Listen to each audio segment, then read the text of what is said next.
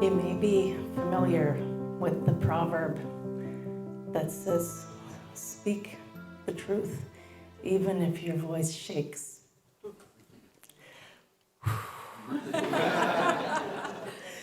Oh, I'm honored to be up here tonight and be with the people who had the courage, the people who were daring to share their stories with you. I'm just really pleased. Thank you so much for asking me and allowing me to be part of this. As Diana said, my topic is called Divorcing Religion. And the feeling that I embody is freedom. And that's because for most of my life, I wasn't free. I didn't have the freedom to think my own thoughts, express my feelings, or really to be myself. I was born to very well-intentioned parents in Kelowna, and they had both had dramatic religious conversions when they were first married. And so they were pretty fundamentalist in their religious beliefs. So in our home, we did actually have a TV, but we had many limitations on what we could watch. We had restrictions on how we could dress, how we could speak to each other. We were definitely always expected to be obedient and to be obedient the first time and without questioning. And my dad is quite an emotionally volatile person. He's not really healthy, I would say. And so when you mix that with religion, and that man then is the head of the household, it can make it really challenging to grow up in. There was a lot of fear in my house. My dad could have emotionally violent outbursts. He wouldn't hit us, but he wouldn't hesitate to punch his fist through the wall. And that's scary when you're a child and your dad loses control because he's big and powerful.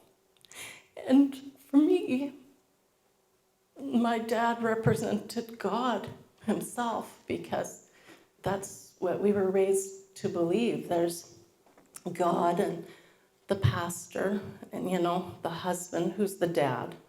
And then way down here is the wife, and then the kids even farther below.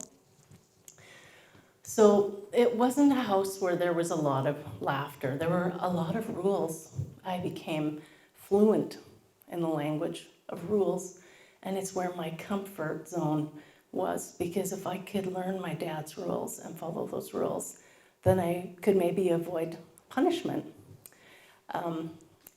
One story I'll tell you that it didn't make it into the book, but I just think it's so funny because it typifies who I was as a little kid.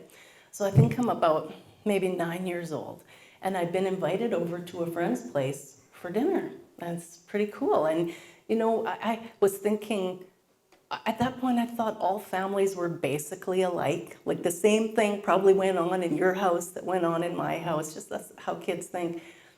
So I go over there for dinner, and we're all sitting at the table, and the food's on the table, and everybody picks up their fork, and they're gonna eat them, like, wait!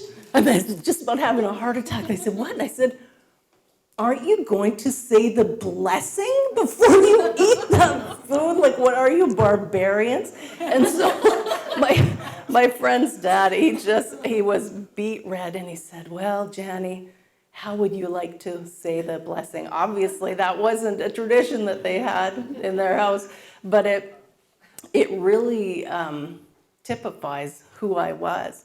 And my faith, I really internalized it, and my identity very much grew around what my parents fed me. I didn't have a choice in the things that they taught me, as you don't have that choice when you're a child.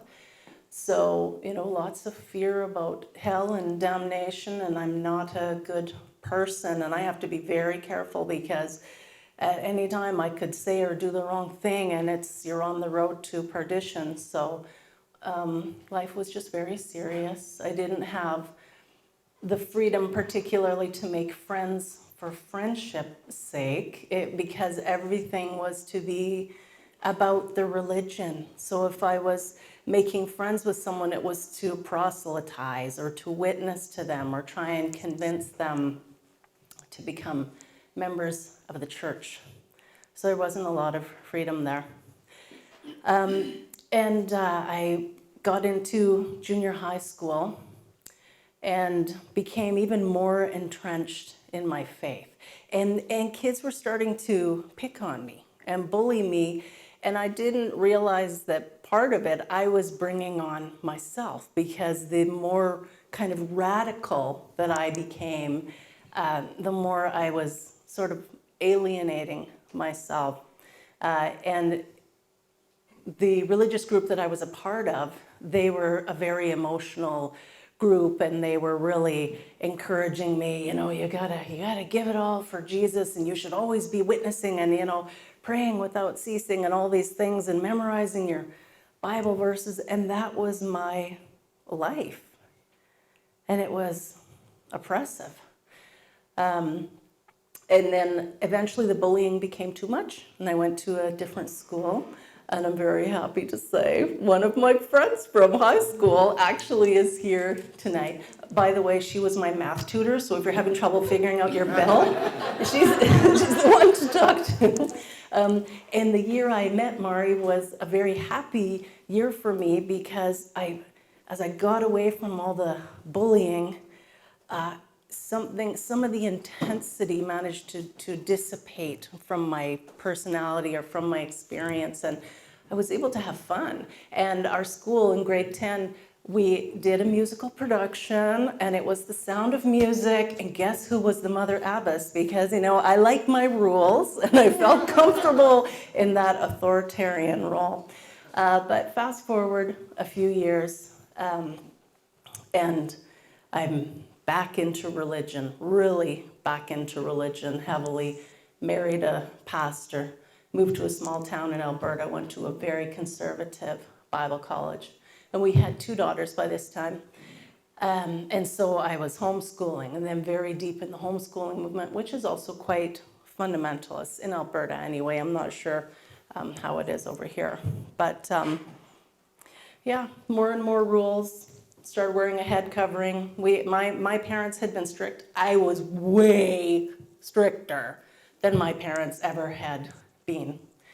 And it's like I was making my circle smaller and smaller for what was acceptable to me. Pardon me, it seemed normal because all the friends, my whole echo chamber was doing the same thing at that time. The women were to be, subservient to the men, and I was training up my daughters to be, good women, diligent women, workers in their own households. So that's what I was doing. There was oppression that was settling on us. My husband and I were having this discontent. We never really were a good match. We married because we shared the religious beliefs, but nothing else. He was the head and I was down here. And eventually, I didn't like that big distance between us. I didn't like that he got to rule over me and my life and tell me what to do, and everything rested on him. So there grew a distance between us. And then we had a year where many tragedies befell our family.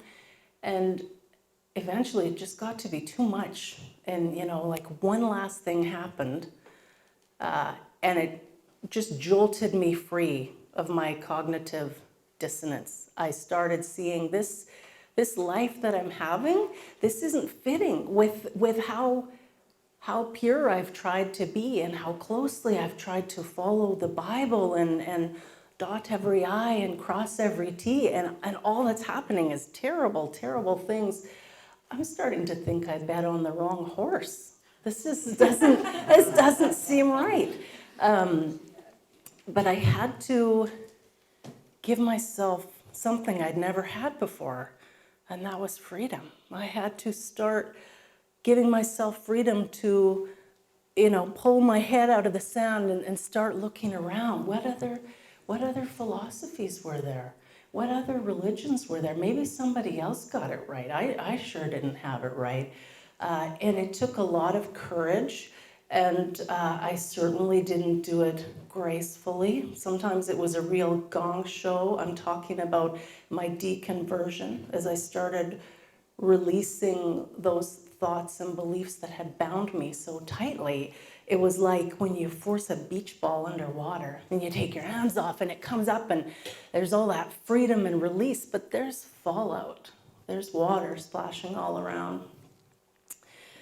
So, my marriage ended, and I kind of went into a time of adolescence that I had never really experienced. And freedom came in some strange ways. So some of the ladies tonight have mentioned bathroom mirror experiences. And a few years ago, this is after my divorce, the person that I was partnered up at that time had a lot of money and did a lot of partying. Well, my partying experience was like zero. So he kind of opened up a huge new world for me in that way. And one day he said, "Oh, take this, you'll like it." And then I said, "Okay, fine." I was very trusting, and we were gonna go in the hot tub. So I got not only my bathing suit, but my bikini, if you can believe that. I had it on, and I had taken this pill, and I'm staring at myself in the mirror, and all of a sudden, I loved myself for the first time ever. Oh my God, it was incredible. I'm just bawling. I'm calling for my fella that I was with at the time. Come in here, come in. He's like, what's wrong? And I said, look. He looks. I'm looking at myself in the mirror. I said, "I'm fucking beautiful. Don't you see that? It's amazing." I felt so good, like I had never loved myself before, because my thoughts and feelings about myself were really wrapped up in a lot of fear and shame and guilt, which is kind of the unholy trifecta of religious fundamentalism. So those are a few of the things that happened along the way. I can tell you that I remain very good friends with my now ex-husband. We actually have a much better relationship now than we ever did, because we're simply friends and we can support each other or not support each other, and then we can go home to our own houses and it's fine. And he's become a very good friend to me, so I'm grateful for that. My daughters have grown up. They don't seem to have been like terribly scarred and damaged by all the craziness that went on. And I asked them at one point, when they were in their late teens, so my deconversion started in their early teens, and I said, "Oh, girls, I just don't know what you must think of me. I went from being so tight and confining one way, and then I was crazy, and I went and got tattoos, and I grew dreadlocks, and it just every crazy thing." And my kids were just laughing, and they said, "Mom, all we know is, when you threw away the Bible, you became such an easier person to be around." And my other kid is like, "Yeah, you became a lot more like Jesus, Mom, when you got rid of that." When you got rid of that. So there you go. And I went back to school after I divorced, and I became a counselor, a professional counselor. And the field that I decided I wanted to have a special interest in is religious trauma. And so now in my practice, I have clients across North America and even some in the United Kingdom, working with people who have also come out of very fundamentalist backgrounds. And some were, more kind of like from my church, some were Moonies, and some were other, just every kind of cult or really authoritarian group you can imagine. And these people, for whatever reason, now find themselves on the outside of it. And many of them have lost their friends and family, their community. And they need someone just to help them put the pieces back together. So I developed an online workshop called Divorcing Religion. And then another thing I decided to do was, I thought, boy, and it's one of those ideas, it seemed like a great idea at the time, but holy shit, if I had known how much work it was gonna be. I decided I would put together a conference in Vancouver. I've been to like 2 conferences in my life. I know nothing about putting together a conference, but I thought, I'm gonna do a conference on religious trauma, and that's what I'm gonna call it, the Conference on Religious Trauma. And I thought of all the people I knew in this kind of niche who had written on these best-selling books. I thought, I'm gonna write to all of them, see if they'll come speak. I thought maybe one would. They all wrote back and said, yes, I wanna come and be a part of this. And so that really got things rolling. And then I've had more and more people. It just keeps getting bigger and bigger. This conference is happening next year in Vancouver. So it's like, as doors keep opening for me, I keep walking through them. And sometimes it's terrifying. Sometimes it's like I'm being requested to play in a larger field, the biggest field that I've ever played in. And sometimes I just want to kind of run back over to the fence and stay by the fence because I'm used to the rules and I'm used to feeling protection there. But I'm walking out into the world. It's me on my own 2 feet. And I can do it, and I am doing it. So I'm very happy to stand in front of you tonight in my pants. It's not a long skirt, in my short dyed hair, with my earrings, and with my sexy mother pucker lipstick. So, and I've got one more thing I want to leave you with, just because I'm free and I can do it. I want to tell you a little joke, and some of you might find it funny and some of you might not. But I wouldn't have had the freedom to tell you this joke before, so you might know it already. What's in an Nanaimo bar? Bikers and hookers. Thank you for listening.